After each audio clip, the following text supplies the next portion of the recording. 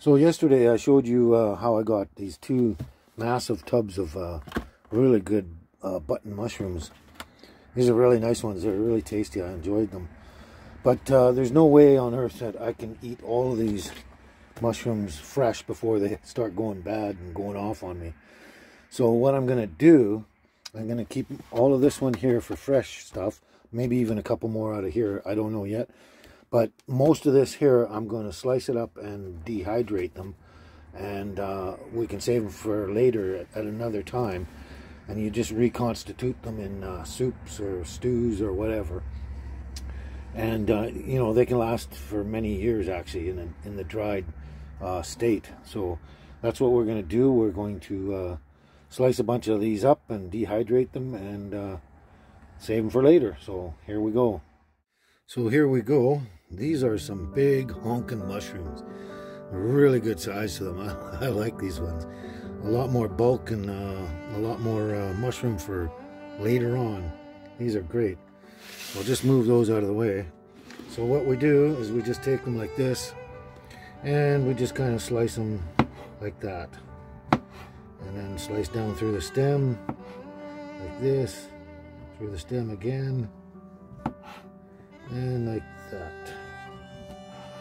And they generally average come out about a thickness like this here, just like that. Yeah, you don't want them much thinner. You can if you want, but you don't want them much thinner, and then you don't want them much thicker either. But you know, you can make them thicker too. As long as you got a good drying space, you can make them as thick as you want, really. It's just a matter of your drying time and your basically the drying time mostly, yeah.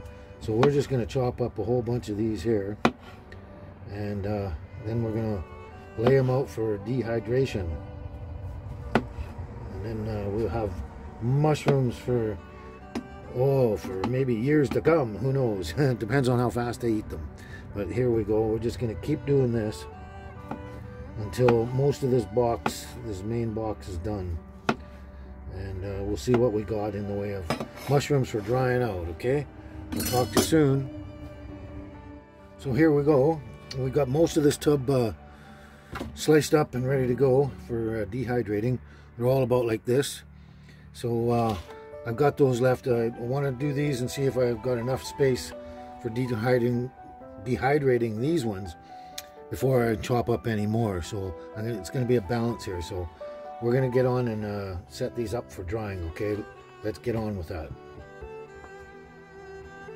Okay, so normally I would go out and just get those cardboard beer flats.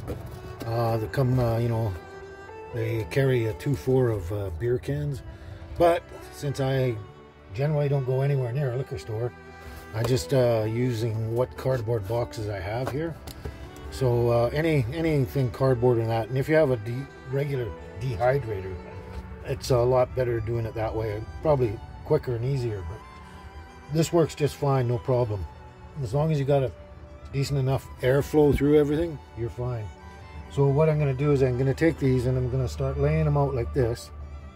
Just laying them out close enough together so I can get as many in there as possible.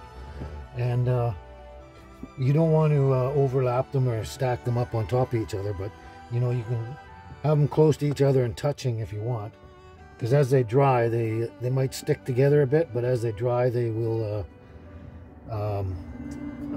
separate anyway. And sometimes they stick to the cardboard when they're drying and they're half done, but once they're fully dried, they just pop right off the cardboard, no problem. So we're just going to lay all these out, as many as we can get on a layer here, and then we'll show you what we're going to do next. Another thing I should have mentioned is when you're using the butt sides of these mushrooms on the edge there, put them down so they're like that, so they're on the round end and not flat down, because the air will get under them better and dry them faster, and they're less likely to stick. But like I said, sticking is not a problem. It's they will come off once they're fully dried. So let's get on with this now and finish this off. So there we go. We've got a full layer here. We can probably squeeze 1 or 2 more in there if we wanted to, but this is okay just like that. They're a good layer on there. Now, the thing is I've got that full there, and I've got a couple of pieces left here.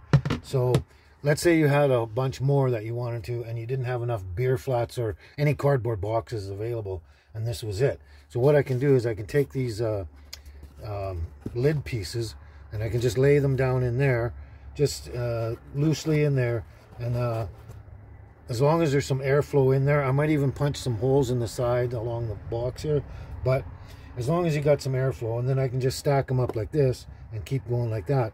So since I had a couple extra, I'm actually going to chop up some more of these ones, the leftovers of these ones here, and dehydrate those and maybe some of the others, just to fill this whole thing, so I've got a decent amount of dehydrated mushrooms. So, and then on top of that, if you fill the second layer up, all you have to do is get some more of the cardboard box and then layer them like that, and just keep some gaps in there so the air can get in and out, and you can, you know, lift them up and check them once in a while and see how they're doing. But anyway, I'm going to slice up the rest of these, lay them out, and see what kind of space we got left here. So here we go. Whoops, I got some more sliced up here, so I'm just going to lay all these out like this and see what kind of space we got here. And if I have some space left over, I might chop up some more. It depends. I do want to keep a bunch of them for fresh, for using fresh in my omelets and whatnot, or any way I want to. But we'll just see what we got here.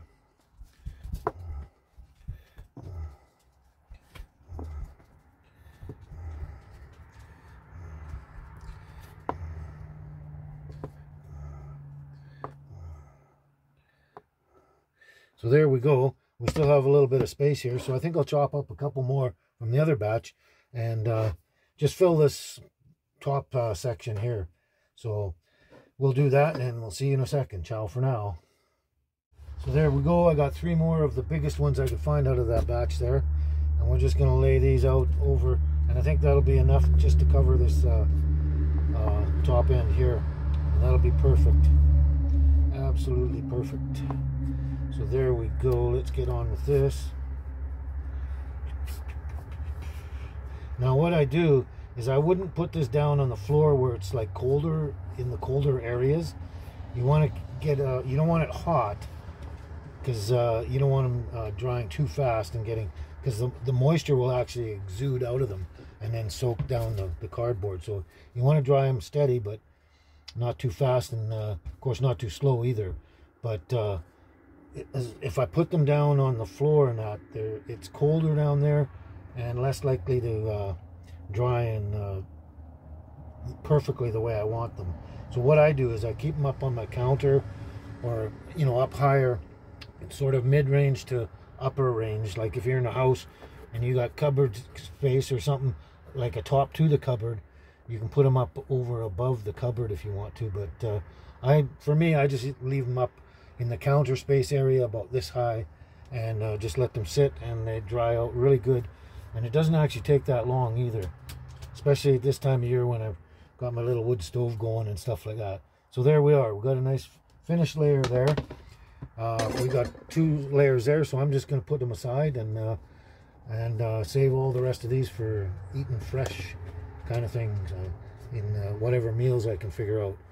So there we go. We'll just put them, all these aside, and let them dehydrate, and I'll show you what they're like when they're done. Okay, ciao for now. So here's an extra little detail I should mention to you, in case you want to do this yourself and maybe it's your first time and you want to do it right the first time and not screw up. So what I did, I mentioned I usually do beer flats, and they're actually, to me, they're the best thing to do, I find. Anyway, so what I'm doing here is I'm lifting these up here, and I'm going to put those up on there, so that way there's a lot more airflow into the bottom ones as well. You want to keep good airflow. That is, your number one thing is having airflow. You don't want to block the air off, because that's the main part of the drying process. So like I said, I usually use beer flats, and I would lay 1 beer flat down. It would have a shorter edge on it like that, and then I would just take I would lay them all out on the bottom there. Then I would take the next beer flat and I would just turn them this way and sit it that way. And then, you know, depending on how many I want to dry, I can stack another one this way and then another one that way and just keep going back and forth like that. So they're sort of like a brick, sort of laying bricks or something like that kind of idea, where you lay them out one way, one the next way. And then you can stack these as many as 10 or 12 high, if you got the space for it and everything, you know, like, and then do a lot more mushrooms at one time. So what I'm going to actually do is I'm going to actually leave this like this, because I want the airflow in the bottom as well as up here, so I don't screw up the ones on the bottom and block off too much air and they just get mushy and rot on me. So just in case this is your first time trying this, that's what you need to do, is have a good gap in between each layer, and as you stack them up, and using something like a beer flat like this here, and then it just keeps airflow in each layer, and each layer dries just wonderfully and evenly as the next layer itself. So that's what I'm going to do. I'm just going to leave them stacked up just like this, and I'm going to find a good spot to put them so I don't have to keep moving them around. And this way I can actually check inside and see how they're doing down in the bottom there, as well as how they're doing up on top. So it gives me you know, much better advantage in this way, instead of having to lift those up all the time looking and then putting it back down. I'll just leave it like this. And the only disadvantage with this here is that I don't have a beer flat with the edges, so they don't fall off. So I have to make sure I just keep them on there real good, and just you know, make sure I don't bounce it around too much. So there we are. I'm going to leave that like that, and we're going to come back later and see how they've dehydrated and what they're like. Okay, so we'll talk to you soon. I hope you enjoyed this little process, and if you try it yourself, I wish you all the success in the world. So we'll talk to you soon. Ciao for now.